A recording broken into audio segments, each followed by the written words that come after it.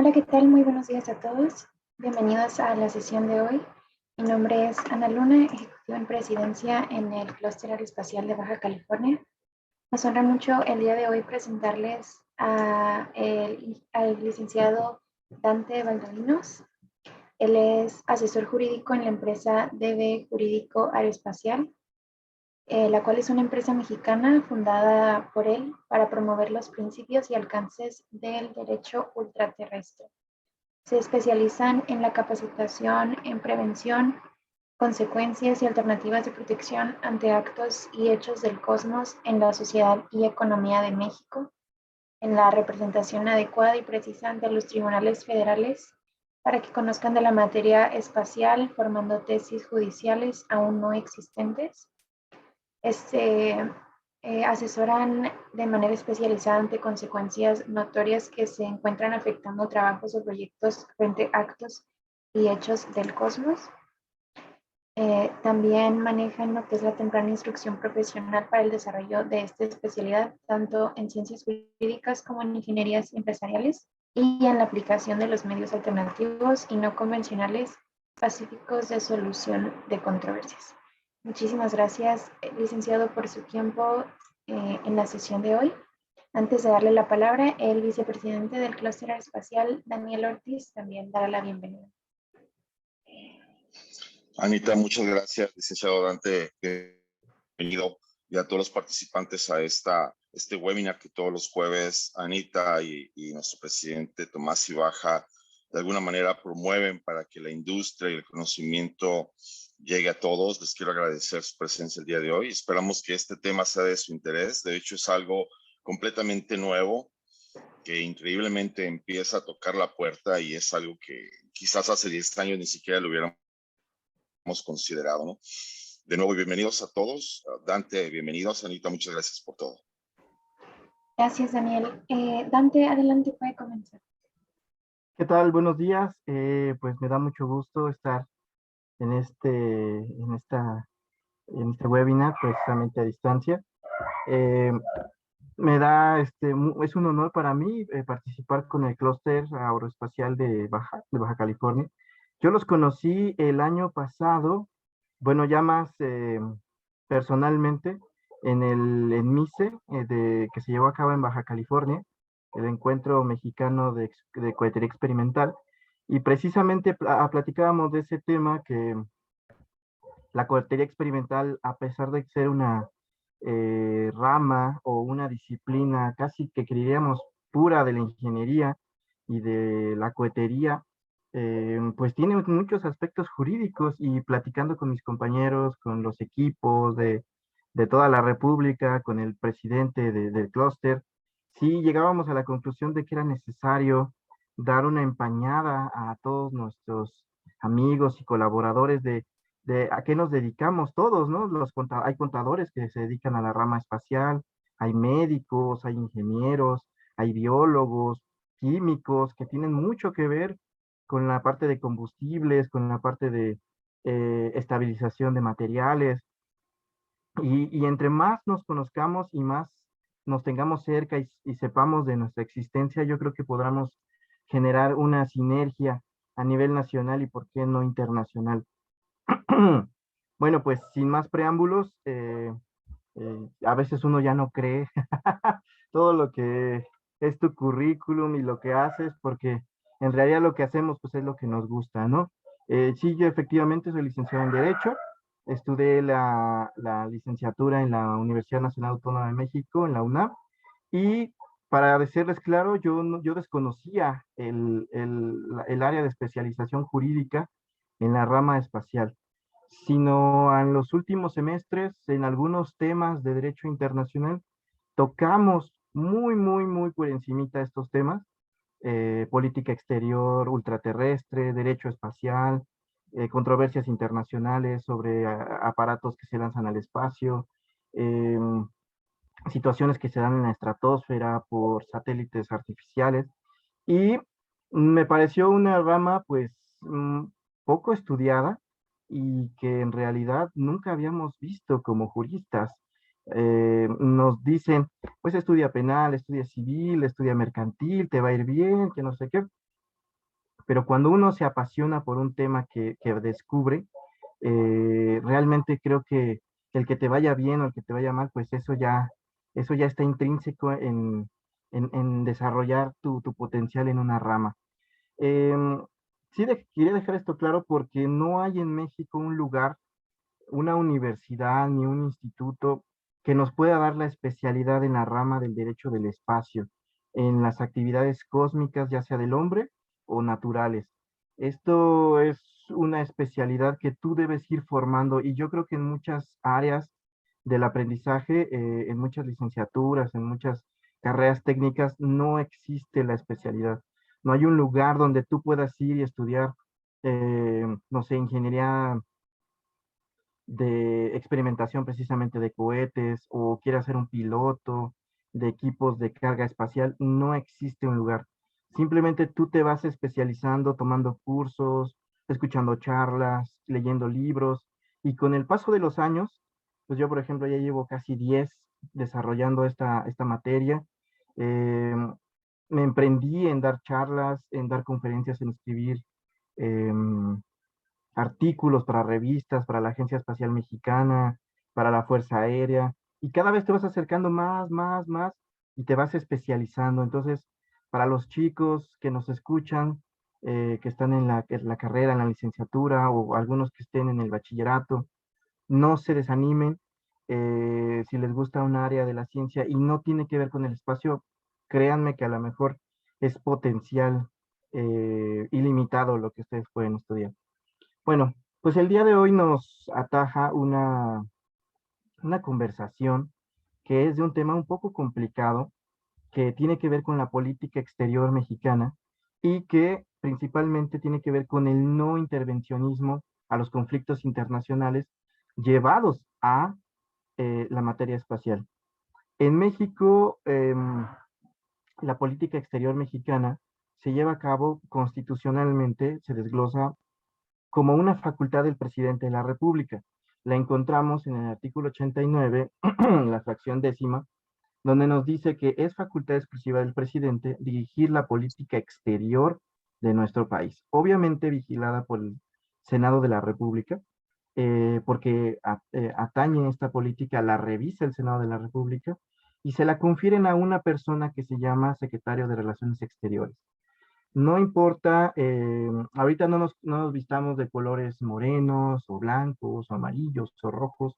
Cuando somos juristas, cuando vemos las cosas desde la perspectiva muy teórica y muy práctica, a nosotros no nos interesa realmente el partido, quién está gobernando, sino lo que dicen nuestras leyes federales y lo que dice nuestra política exterior.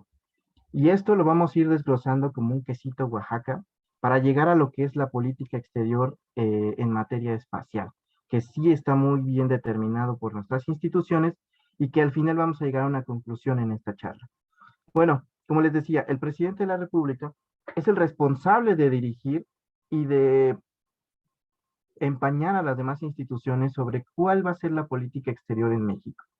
Obviamente, al principio de este sexenio, perdón, el presidente de la República mandó precisamente al Senado de la República y a la Cámara de Diputados un boceto de lo que podría ser nuestra política exterior. Y esta se refleja en un programa especial que se llama Programa Sectorial de Relaciones Exteriores, que es del año 2020 al 2024.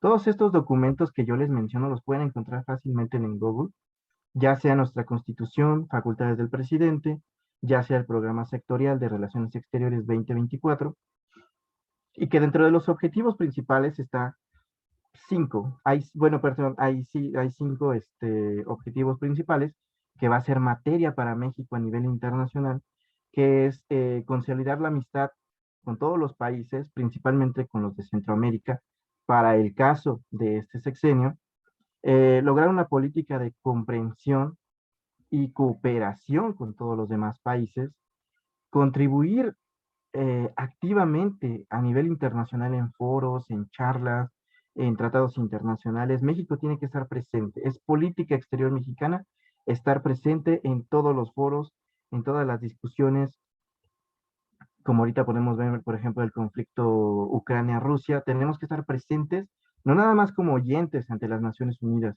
sino activamente opinando. Y el número 5, que es yo creo que el más importante y el que empieza a acercarse a nuestro tema, que es garantizar una política multilateral transformadora, con los términos que utilizamos en este sexenio, eh, apegada a la Constitución y al derecho internacional. ¿Qué quiere decir esto? Que todo aquel conflicto del que México sea oído o parte, conjugando todos estos principios de la política exterior mexicana, nos dice que vamos a tener que ser activos principalmente y que tenemos que respetar todos los principios del derecho internacional. No vamos a entrar en más materia del derecho internacional porque es una especialidad de 2 años, pero dentro de los principios del derecho internacional es el no intervencionismo y el buscar siempre la paz. México se ha destacado a nivel internacional por ser un país pacífico y inclusive tenemos un premio Nobel de la Paz, que es precisamente un abogado, García Robles, de la Facultad de Derecho de la UNAM, aquí en la Ciudad de México. Es el único premio Nobel de la Paz que tenemos y se dio durante el conflicto de la Guerra Fría con el armamento nuclear. México propone en el año en la década de los 70 el tratado de no utilización de armas nucleares y desarme a nivel internacional de armas nucleares para todo el mundo. Gracias a este tratado que se llama o que le denominamos el Tratado de Tlatelolco, nosotros tenemos un Premio Nobel de la Paz y como primera referencia también aquí, ¿por qué no mencionarlo? García Robles y todo el equipo mexicano de abogados especialistas en materia internacional, por primera vez en la historia del mundo y en la historia legislativa del mundo, se maneja el tema del derecho del espacio ultraterrestre. Si bien no se va a utilizar las armas en el mar, en la tierra ni en el aire, agregan un cuarto espacio o una cuarta dimensión en la que ya en los 70 ya podemos ver claramente que la humanidad se empieza a preocupar por el espacio ultraterrestre. Oigan, ¿qué vamos a hacer si no podemos lanzar armas ni podemos probarlas en el mar, en la tierra ni en el aire? Pues vamos a probarlas en el espacio. Ya tenemos la tecnología suficiente. En los años 60 el hombre ya había llegado a la luna. Bueno, vamos a probarlas en el espacio, ya no hay nada vivo, ¿no? Probablemente no generemos una contaminación, ni haya efectos secundarios. Pero México dice, no, espérate tantito. Sí podemos generar una contaminación y probablemente haya especies, ya sea vivas o que hayan quedado como fósiles, o descubrimientos que todavía no hemos hecho, ni siquiera de lo que es el espacio exterior, o nuestros satélites naturales, que podemos afectar con nuestra intervención y nuestra contaminación. Y aquí es donde también nace lo que es el derecho internacional o exterior de ecológico. Es una rama también muy moderna del derecho de las ciencias internacionalistas o también del derecho internacional. Bueno, pero regresando a nuestro tema, ya sabemos que la política exterior mexicana la va a dictar el presidente, que se la va a revisar el Senado de la República y una vez aprobada por él mismo, se la va a pasar a un secretario de Relaciones Exteriores. Este secretario va a tener a su vez un programa sectorial de Relaciones Exteriores que va a desarrollar con demás secretarios de gobierno, con el presidente y con otros organismos internacionales. Una vez que ya tenemos este plan sectorial de cómo nos vamos a referir de México hacia el mundo, de ahí emerge una entidad muy particular en México que tiene encargada la política exterior espacial mexicana. Y estamos hablando de la Agencia Espacial Mexicana, que desde su año de creación en el 2010, en ese entonces nuestro presidente era Felipe Calderón, muy audazmente dentro de sus normas que creó, propone la creación de la Agencia Espacial Mexicana, que ya venía trabajándose una década atrás, pero que una de las facultades que más imponen a la Agencia Espacial Mexicana, o que definitivamente la hacen engrandecerse, es que en su ley que crea la misma, debe de proponerle al presidente y al secretario de Relaciones Exteriores y al secretario de Comunicaciones Exteriores, debe de proponerle la política exterior espacial mexicana. Una vez que ya sea el presidente o nuestro secretario de Relaciones Exteriores o nuestro secretario de Comunicaciones aprueban esta política exterior espacial mexicana, la Agencia Espacial Mexicana tiene la obligación de salvaguardar esta política, de dirigirla a nivel nacional y de decirnos qué es lo que vamos a hacer conforme a la política exterior cuando México se encuentre en situaciones espaciales. A veces no nos damos cuenta de estas situaciones porque no es tan común para nosotros escuchar que hay un conflicto internacional de materia espacial, que quizás algún cohete falló y se está desviando, pero sí lo escuchamos en las noticias a veces cuando dicen China lanzó un cohete y no sabemos hacia dónde va. Es muy importante que si alguien tiene una pregunta, por favor, tenga la libertad de interrumpir la conversación. No se preocupen. Si a alguien le parece el tema muy específico e importante o hacer una intervención, por favor, prenda su micrófono. No hay ningún problema. A mí me gusta hacer estas charlas dinámicas que podamos conversar. Eh, y si de repente escuchamos que China o que Rusia tienen un cohete sin control. Y a nosotros nos parece pues poco alarmante, ¿no? Porque decimos, bueno, el planeta es muy grande, si se llega a caer, pues probablemente no nos caiga a nosotros, hay un 70% de que caiga en el mar de probabilidad, pero ¿qué pasaría si realmente un pedazo de estos artefactos que lanzan nuestros compañeros chinos o rusos o norteamericanos cayera en México? Pues sí habría una discusión internacional, pero es algo que viene del cielo. La responsabilidad contractual o exterior que tienen los países con otras naciones se limita solamente a unas capas de nuestra tierra.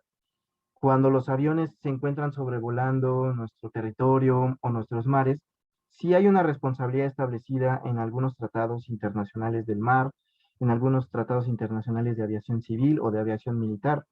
Pero cuando hablamos del cielo y del cosmos, la responsabilidad pues prácticamente es nula. ¿Por qué?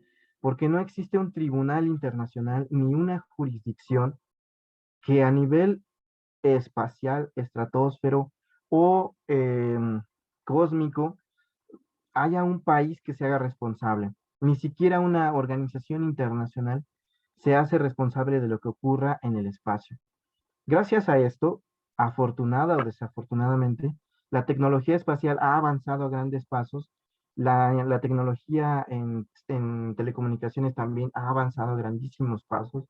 Estamos hablando que en 60 años pasamos de emisiones de microondas que prácticamente pues un teléfono que tenía Bluetooth, digo, un teléfono de infrarrojo era más avanzado de los años 90, de los años 2000, era muchísimo más avanzado que la tecnología en microondas, ¿no? Que se manejaba en los años 50 o 60.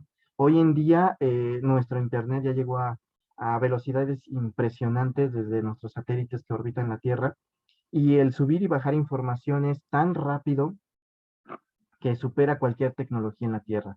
Inclusive toda la tecnología espacial se copia para la tecnología eh, médica, para la tecnología agrónoma, para la tecnología en pesca.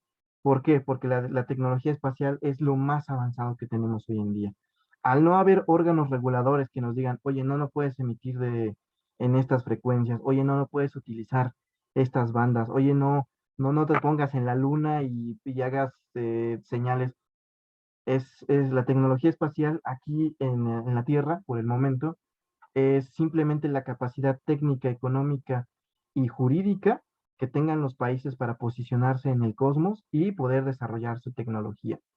México, pues México está avanzando en este tema, está trabajando para tener ya pequeños robots en la Luna. De hecho, nuestro país va a ser el primer país latinoamericano, ni siquiera España, pues ya poder decirlo, iberoamericano, que va a tener tecnología espacial en la Luna. Esto lo podemos ver con la misión Colmena, que ya viene pronto, que se está anunciando mucho, y con otras pequeñas misiones de emprendedores mexicanos que van a posicionar ya tecnología en la Luna. Entonces México va muy bien, México va muy avanzado, pero eso no nos exime de que vamos a tener controversias. Y es aquí donde nace nuestro tema de conversación. ¿Qué va a pasar el día en que nuestra tecnología tenga una controversia con otra tecnología fuera del espacio? Em, Digo, fuera de la Tierra, en el espacio exterior. Pues primeramente, ningún órgano regulador jurídico a nivel internacional va a poder resolver sobre esta problemática.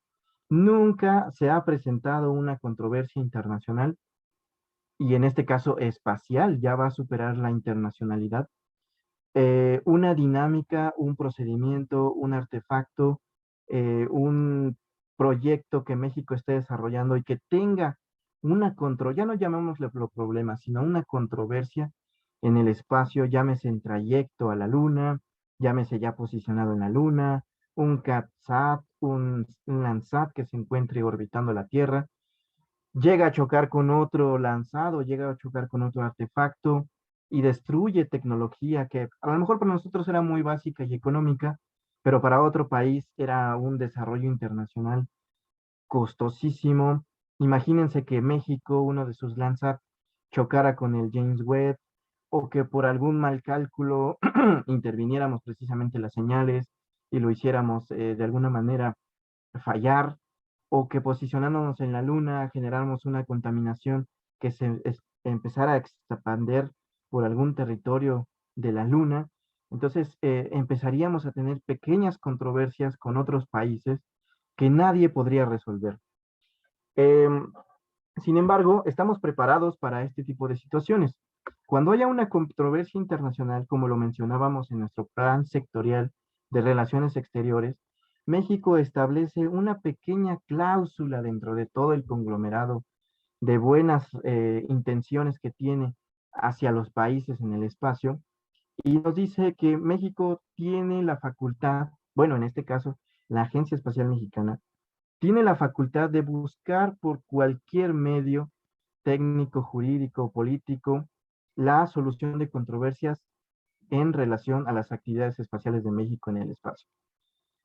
¿Qué quiere decir esto? Que primeramente, pues no nos da un proyecto especial, un procedimiento especial, que a veces esto le causa problemas a la ingeniería, a otras materias, porque dicen, ¿cómo es posible que no tengamos un procedimiento establecido? Bueno, si bien es cierto que el derecho tiene infinidad de normas eh, aplicables a los actos del hombre y que en el mundo hay muchos sistemas jurídicos que se manejan algunos con leyes, otros con precedentes, otros con libros sagrados como es el Corán. Para la población de algunos países el Corán es su norma, para otros es la Biblia, los antiguos testamentos, para México son las leyes. ¿Y qué pasa cuando nos dan carta abierta a nivel internacional para resolver un problema de manera cual sea necesario? Pues esta es una oportunidad muy importante porque cuando nosotros nos encontramos una controversia, al crear un procedimiento nuevo o una manera de resolver, estamos creando ciencia jurídica. Y es aquí una de las partes de la carrera que se estudia en Derecho, que es la creación de la ciencia jurídica. Y nos apoyamos tanto en la lógica matemática como en las matemáticas puras, porque nosotros nos referimos a un problema como una variante. Si tenemos una exponencial, si tenemos una fórmula que es x más b es igual a c, esto es un silogismo lógico que podemos transformar a un silogismo jurídico. Si tenemos un problema que es una explosión A y una reacción en cadena que fue B, el resultado será C. Entonces, basándonos en contratos internacionales, en tratados internacionales, en experiencias de algunos astronautas, algunas agencias espaciales que hayan tenido una controversia alguna vez ya en la vida, podremos llegar a un resultado que podría igualarse a C. Y entonces ahí nosotros creamos ciencia jurídica y podemos llegar a un procedimiento nuevo que para México puede ser atañable y a nivel internacional con otro país o con otra institución que hayamos dañado su tecnología espacial, pues también puede ser adquirible. Pero es importante señalar que ningún tribunal nos va a resolver. Esto sería una problemática que se resolvería entre dos personas, entre dos instituciones, entre dos equipos científicos que podrían llegar a crear ciencia jurídica espacial. Claro, nosotros juristas como estudiosos del derecho y como principalmente estudiosos de las ciencias espaciales y de la ciencia jurídica espacial, nuestro deber es precisamente adelantarnos a estos temas y por eso este tipo de conversaciones. ¿Qué pasaría el día de mañana que tuviéramos una controversia internacional espacial? Jurídicamente, ¿cómo podemos intervenir? ¿Cómo podemos allegarnos? ¿Y qué pasaría con nuestra política exterior, por ejemplo, de no intervencionismo? Si nosotros estamos viendo el conflicto Rusia-Ucrania y vemos que la guerra no acaba y que precisamente Rusia tiene una gran parte de la Estación Espacial Internacional a su cargo y también un financiamiento, ya lo estamos trasladando la guerra que está en la Tierra a la posible guerra que se dé en los lugares que están en el espacio. Si bien es cierto, hay otros países que intervienen en la Estación Espacial Internacional, como lo es Estados Unidos, como lo es China, como es la Unión Europea, grandes bloques de la Estación Espacial Internacional pertenecen a Rusia y Rusia podría bloquear la entrada a estos bloques por estar en un estado de guerra, precisamente. Cuando estamos en un estado de paz a nivel internacional, que casi nunca estamos en un estado de paz, pues todos los países y naciones somos amigos, tenemos cooperación internacional. Pero ¿qué pasa cuando hay un estado de guerra precisamente ahorita como Rusia y que tiene plataformas en el espacio? Pues ella puede desactivarlas o puede prohibir la entrada a estas secciones de la Estación Espacial Internacional. Inclusive los planes a nivel internacional de Rusia, bueno, en nivel espacial, es crear nuevamente una estación espacial rusa únicamente donde Rusia va a tomar decisiones. ¿Por qué? Porque el proyecto de la Estación Espacial Internacional, si bien funcionó, se vio que no estábamos todavía maduramente políticamente exterior, maduramente a nivel política exterior del espacio. Todavía no estamos lo suficientemente maduros para poder conversar y platicar y convivir en un espacio único de naciones a nivel internacional. Y es aquí donde ya vamos a terminar esta conversación. ¿Por qué? Porque vamos a empezar a proponer soluciones a estas controversias. A nivel internacional, cuando acudo a foros, ya sea de leyes espaciales o de abogados que se juntan en Estados Unidos o en México para platicar estos temas, hay dos grandes ramas, dos grandes escuelas que nos dicen qué vamos a hacer en el espacio a nivel internacional cuando vengan estos problemas políticos y jurídicos. Unos dicen que traslademos las jurisdicciones de nuestros países al espacio. ¿Qué quiere decir esto? Que traslademos las leyes mexicanas. eh, ¿Alguien quiere intervenir? Veo por ahí que alguien se conectó con audio. ¿No? Ah, perfecto. Adelante, Donel, no te preocupes, puedes participar, ¿eh? Una de las teorías es que traslademos la jurisdicción de nuestros países al espacio, que traslademos las leyes mexicanas, las leyes norteamericanas, las leyes españolas a la luna en cierto territorio, porque aquí mandamos nosotros y aquí se resuelve conforme a las leyes de México. Otra gran escuela es que decidamos establecer gobiernos nuevos y normas internacionales espaciales nuevas. Pero como les decía, ya no hablamos de un aspecto internacional, porque si hablamos de aspecto internacional, seguimos hablando de naciones en la Tierra. Y muy probablemente, con el paso de los años, las personas que vivan en los satélites naturales o artificiales, o en las bases que nosotros lleguemos a crear como humanidad en el espacio, van a exigir su independencia, como lo que pasó en 1412 o en 1520 en México y en otras partes del mundo, que cuando los españoles llegaron a México, sí llegaron en nombre de España y otras colonias, por ejemplo en Norteamérica, pero ¿qué pasó al poco tiempo con las colonias norteamericanas, con las colonias centroamericanas? La corona española hubo en algún momento, o la corona inglesa o la corona francesa, hubo en un momento en el que ya no pudieron controlar sus colonias y ¿qué es lo que sucedió? vino la independencia de las colonias. Y el que no estudia la historia está completamente obligado a repetirla. Entonces, si la humanidad realmente quiere crear nuevos ámbitos del hombre en el espacio, vamos a tener que empezarles a dar su independencia a las colonias y a los hombres que existan o vivan y convivan en el espacio. Esto suena muy radical de repente, ¿no? Dicen, ¿cómo vamos a darles independencia a los colonos que vivan en la Luna o a los astronautas que viven en la Estación Espacial Internacional? Pues bueno, solo es cuestión de tiempo para que le exijan, porque si bien es cierto, nosotros podemos imponer normas en el espacio, llámese Estación Espacial Internacional, llámese Estación Espacial en la Luna, poco a poco estas personas van a tomar decisiones cada vez más alejadas de la Tierra, porque las condiciones de vida, de sobrevivencia, de manutención, inclusive hasta biológicas, los hombres que permanezcan en el espacio más de un año, décadas, siglos, van a empezar a generar mutaciones adaptándose al espacio. Van a ser más altos, van a ser menos fornidos, van a ser, sus ojos van a cambiar, su visión va a cambiar, su manera de pensar va a cambiar y ya no vamos a tener una congruencia tan real con las personas que viven en la Tierra. Entonces, aquí viene la parte del no intervencionismo. México, de acuerdo a su política exterior, el día de hoy, 2022, si existieran colonias en la Luna, en satélites artificiales o en satélites naturales que estuvieran orbitando la Tierra, tendría una posición de no intervención a nivel espacial, precisamente, con estas colonias, con estos grupos de personas que estuvieran fuera de nuestro territorio.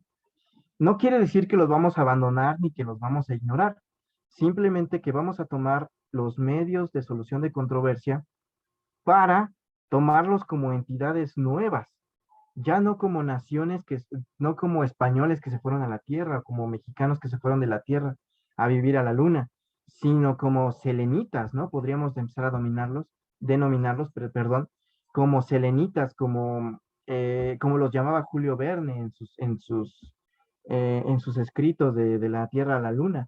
Los selenitas eran una población que ya vivían ahí.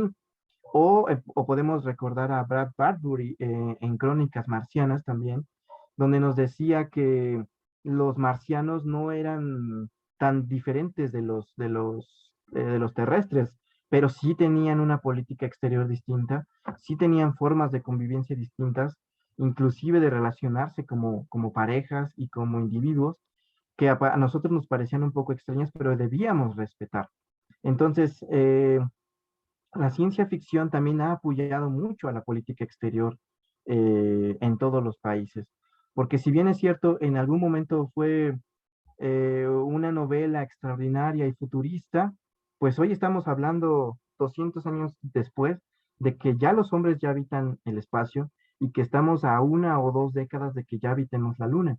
Entonces sí debemos también tomar en cuenta a nivel internacional tanto poesía como dramática, como novela.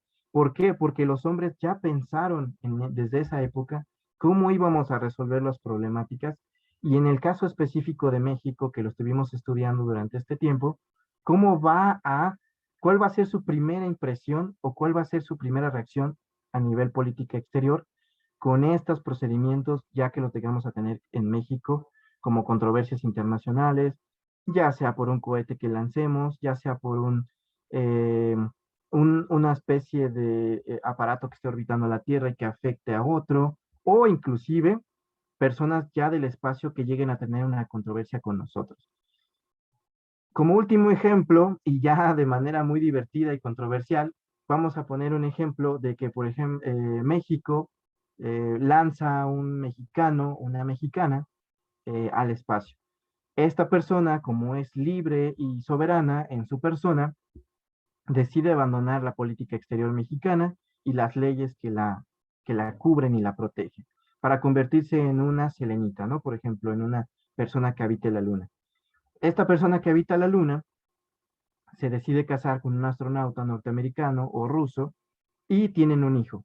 Entonces, ellos no saben dónde pueden registrar a su hijo, porque si bien es cierto, la chica era mexicana, el chico es ruso, pero ahora habita en un lugar que no tiene leyes establecidas, que no hay países que puedan darle una nacionalidad.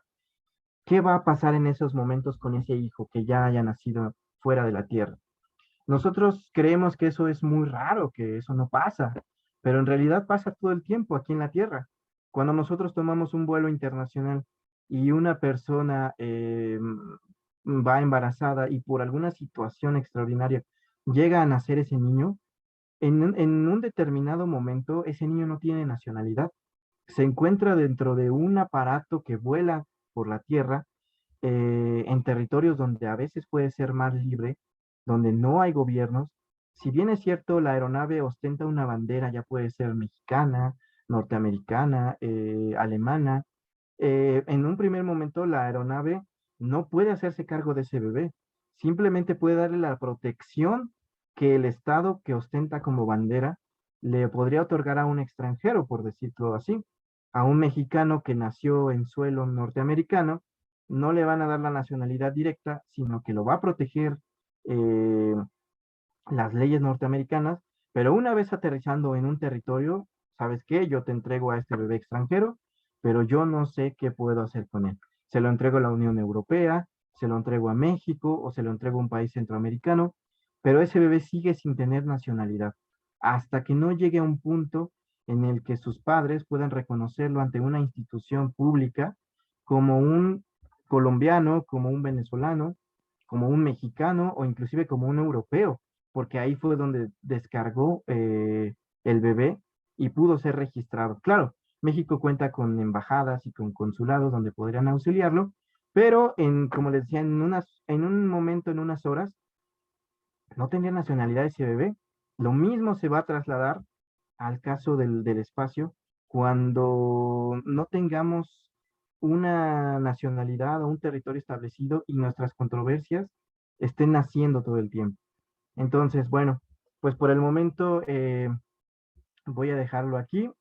Espero les haya parecido interesante este tema, que se puede trasladar a todas las ciencias y a todos los proyectos que nosotros manejamos como clúster aeroespacial, como universidad, que estamos haciendo un proyecto de un cansado, de un lanzado, de un cohete que va a llegar a la estratosfera, o precisamente, por ejemplo, el clúster que a lo mejor está intentando llevar algo al espacio o en una aeronave y no sabemos cuál va a ser la determinación jurídica internacional, qué va a pasar después cuando las actividades empresariales lleguen al espacio, que cada vez lo veo más rápido. Ya digo, yo creo que es cuestión de una década para que el clúster aeroespacial se transforme. La mitad del clúster aeroespacial de Baja ya tenga la mitad de sus actividades espaciales. Entonces, pues sí es importante que tengamos en cuenta estos temas y pues le dejo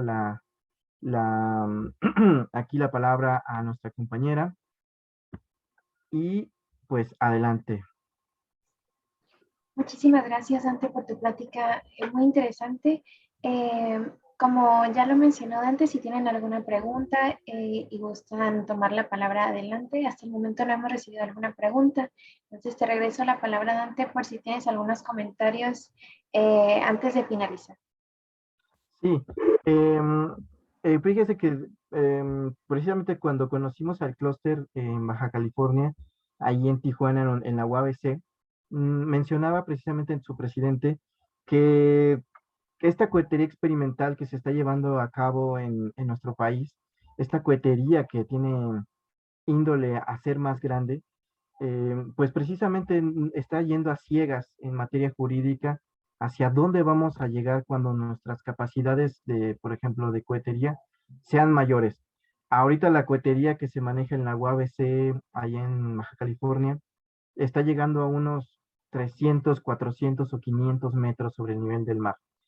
Pero cuando lleguemos a los 3,000, 5,000, 10,000 e inclusive 20,000 metros sobre el nivel del mar, ya estamos hablando de que ya estamos haciendo actividad espacial. En este caso, la UABC, por ejemplo, resolvió con permisos entre la Agencia Federal de Aviación Civil, avisando que íbamos a hacer unos lanzamientos. También le avisó a las Fuerzas Armadas que estaban en Laguna Salada, que resguardan el desierto, porque precisamente un cohete que se lanza al cielo pues es un proyectil que está dirigido, y un proyectil que está dirigido pues es un arma, puede llegar a ser un arma y puede llegar a ocasionar una disminución o un accidente en una persona. Claro, no es lo que pretendemos porque son proyectos estudiantiles, pero todo aquel proyecto que se desarrolle dentro de la actividad aeroespacial puede generar una controversia o puede generar un accidente o puede generar una disminución o inclusive un delito ante otras personas. Parece que sí hay una pregunta, ¿no? Aquí.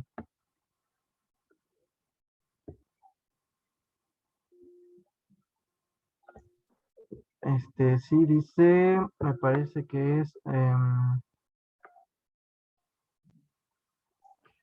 perdón, Sí, tenemos una pregunta de de, Romina. ajá, está una Ajá. pregunta de Plácido, si gustas, hacemos esto primero, dice, el principio como ser humano, si en la Tierra la humanidad no ha logrado coexistir a pesar de tantas leyes, en el universo, ¿cuántas leyes se habrían que crear? Pues mira, ¿cómo se llamaba? Disculpa. Eh, Plácido Lira. Plácido. Muchas gracias por tu pregunta, Plácido. Yo creo que el exceso también esto es lo que, una situación que vemos también en la carrera, el exceso de normas es aburrido, es tedioso, es extremadamente ineficiente e ineficaz. Los Estados Unidos de Norteamérica tienen una constitución que ha durado más de 200 años y no va más allá de los 20 artículos.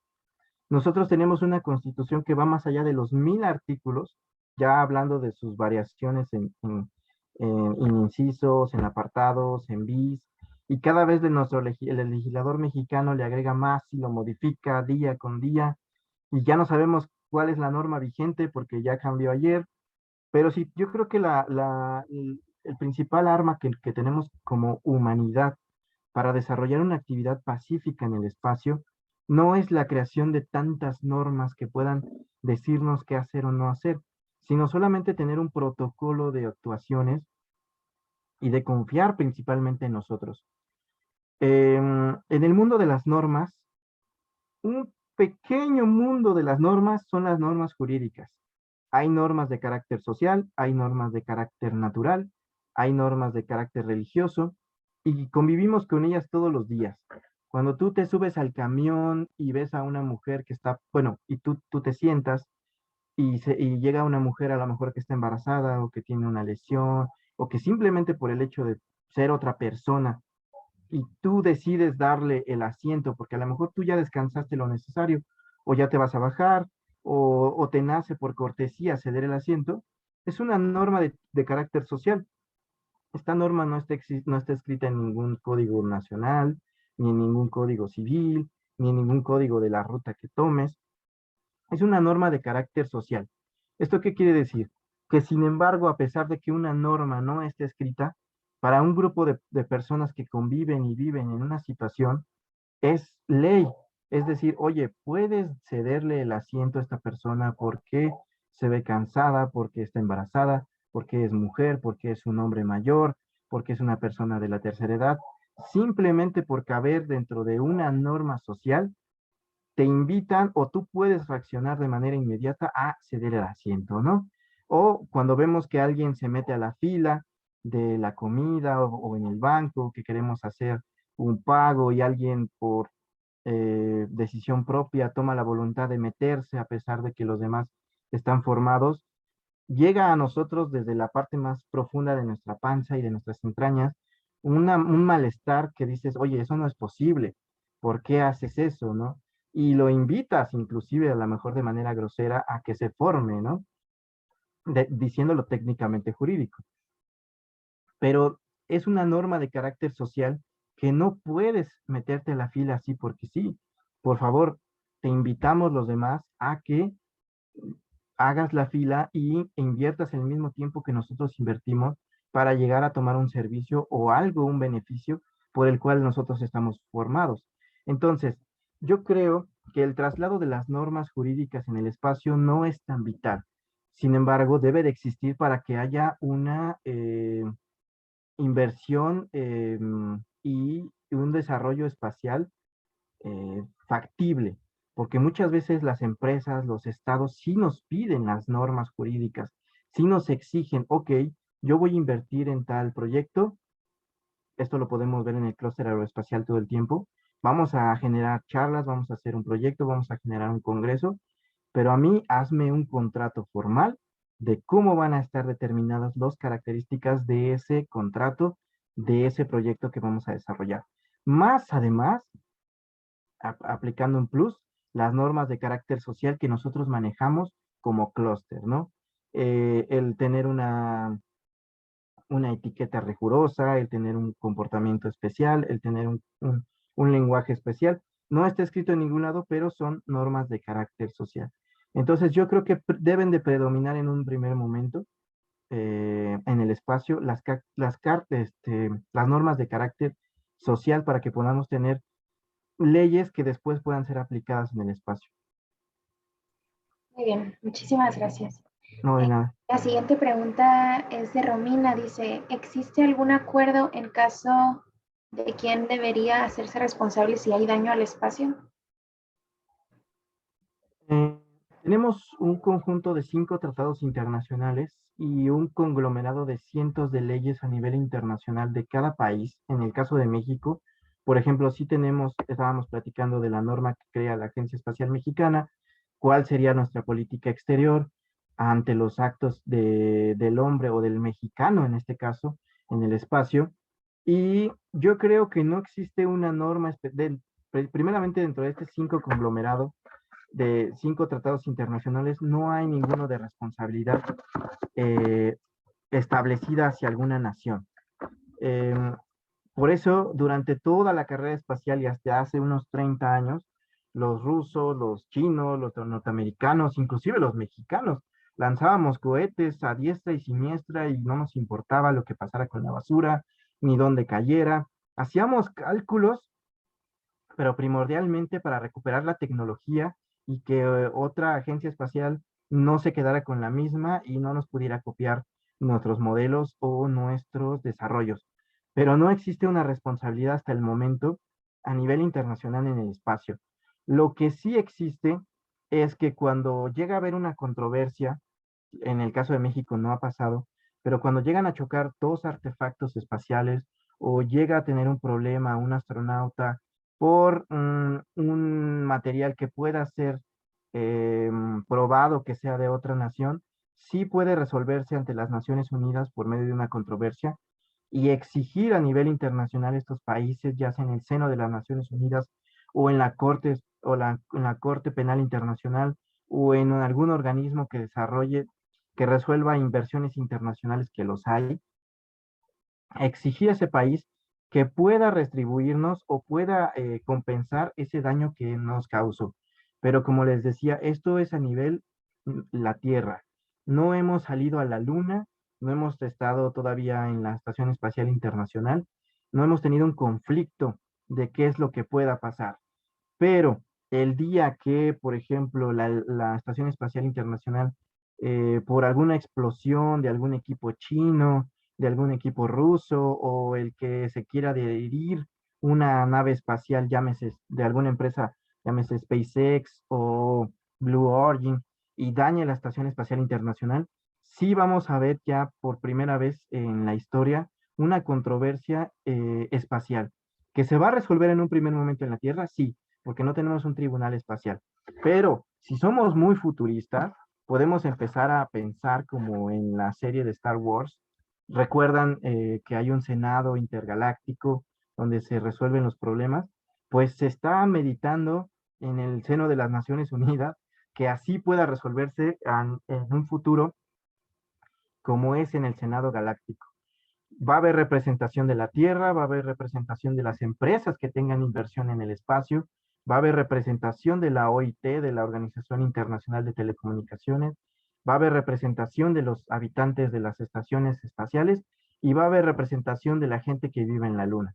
¿Para qué? Para poder empezar a resolver nuestros problemas. Ojalá no los haya, ojalá sean mínimos, pero bueno, al menos pues ya como abogados nos estamos preparando para esos temas. Muy bien, muchísimas gracias. Y nos piden también si podría compartir su información de contacto. Claro que sí. Em, Voy a dejarles, así, aquí lo puedo escribir, mi correo personal al que se pueden dirigir para cualquier información, cualquier pregunta que tengan. Yo he asesorado muchas tesis de licenciatura, de maestría, eh, precisamente orientándolos hacia dónde pueden llevar sus investigaciones, ya sea en la política espacial, ya sea en la jurídica espacial, y pues sí, adelante. Entonces, ahorita les voy a dejar aquí mis datos. O pueden buscarme como empresa también. Pertenezco al clúster Aerospace. En la parte, llevo a cabo todas las actividades de derecho espacial. O pueden buscarme en Facebook también o en LinkedIn, así Dante Valdovinos. Y pueden agregar inclusive la palabra espacial o derecho espacial, y yo creo que sí les va a salir de manera muy fácil. Muy bien, muchísimas gracias. Recibimos otra pregunta de parte de Camilo. Dice, buen día, actualmente hay satélites de empresas privadas y de agencias espaciales de otros países, satélites cuyas órbitas están en países como los nuestros. ¿Hay un tratado o algo para el tránsito espacial por países? Sí, sí, de hecho la Organización Internacional de Telecomunicaciones, la OIT, que es muy antigua, es muy, muy, muy antigua. Ella es la que determina a nivel internacional cuáles son los, las órbitas en cuanto a en ascenso y descenso y las numerología de las mismas. México tiene, me parece que tiene dos órbitas para poder utilizar a nivel internacional. Este tema también es de alta especialidad para juristas, para ingenieros. ¿Por qué? Porque los países pueden llegar a perder sus órbitas y los países rentan sus órbitas y venden sus órbitas. Entonces, esto es materia espacial, estamos hablando de un contrato digo, esto es materia jurídica, esto es un tema de compraventa, de arrendamiento financiero, y inclusive para economistas también, como un país que no tiene eh, este, mm, no sé, recursos naturales o recursos económicos muy fuertes, como en el caso, no sé, de Guatemala, que es un país pequeño, que está en vías de desarrollo, que a pesar de tener grandes recursos naturales como la selva, no cuenta con grandes inversiones nacionales, ¿no? Por ejemplo, petróleo, gas, pero sí tiene órbitas que puede rentar. Entonces son beneficios que pueden llegar a nuestros países, que pareciera que no tenemos nada, pero sí podemos tener órbitas, las podemos rentar, las podemos vender y son parte del territorio nacional. Entonces, sí, es la Organización Internacional de Telecomunicaciones. Puedes revisar toda la información en Internet y cómo regulan las órbitas a nivel internacional. De acuerdo, muchas gracias. Bueno, No de nada. eh, ya fue la última pregunta que teníamos. Yo le regreso la palabra una vez más para algún comentario de conclusión antes de finalizar. Pues muchas gracias. Agradezco al Clúster Aeroespacial de Baja California. Me pone muy contento que les interese el tema, y adelante, nosotros seguiremos trabajando juntos. Espero haber cubierto las eh, expectativas de la charla. Como me mencionabas al principio, no presentamos algún video, alguna eh, imagen, porque me gusta hacerla muy dinámica. A veces nos atrasamos mucho, llevamos casi una hora de conversación, y esto simplemente ha sido una charla entre amigos, ¿no? Entonces, espero haber cubierto las necesidades de la charla, y pues muchas gracias. Le doy las gracias a Daniel Ortiz, por estar presente. Muchísimas gracias. A todos los compañeros, a Claudia, a Susana, a Plácido, a Camila, a Romina, a Donel y todos aquellos que hayan interesado en el tema. Y pues, gracias, muchas gracias. Muy bien, muchísimas gracias, Dante, una vez más. Y le voy a pedir también a Daniel Ortiz que también dé comentarios finales antes de terminar. Muchas gracias, Anita. Dante, qué interesante plática nos diste el día de hoy. Realmente nos abre los ojos a posibilidades que no teníamos ni siquiera considerado, y sobre todo en oportunidades de negocio, porque este es un mercado completamente nuevo el que se abre, en donde no nada más la parte legal, pero todo el ecosistema que se tiene que formar alrededor y todas las plataformas a desarrollar digo, es un cambio completamente radical. Yo creo que las escuelas y tanto industria y la parte legal, jurídica, van a tener una transformación gigante. De nuevo, muchísimas gracias. Gracias a todos los que participaron. Gracias a Facebook, también a los compañeros que estén ahorita en vivo. Anita, muchas gracias por tu coordinación. Y de nuevo, en nombre del Clúster Especial, les agradezco todo su tiempo y su participación en este evento. Muchas gracias, Daniel. Agradecemos también a los que estuvieron conectados, una vez más a Dante por su plática, y los invitamos todos los jueves a las 8 de la mañana en horario de Baja California a conectarse en nuestros webinars especializados. Que tengan muy buen día a todos. Gracias.